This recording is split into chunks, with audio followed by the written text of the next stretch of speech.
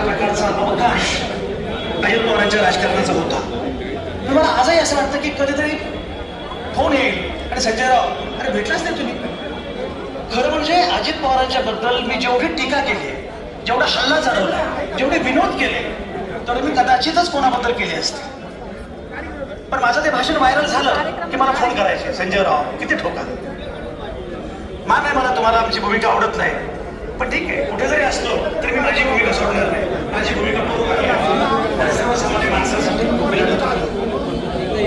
एक वेगळेपण आहे. आणि असं वाटतं की राजकारणाचं सगळं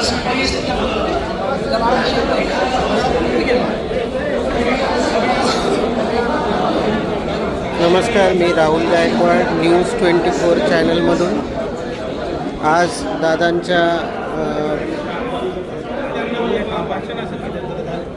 जो स्मृतीचा कार्यक्रम होता भावपूर्ण श्रद्धांजलीचा, इथे आपण आलेलो आहे. तसेच या ठिकाणी जनसमूह पण जमलेला आहे.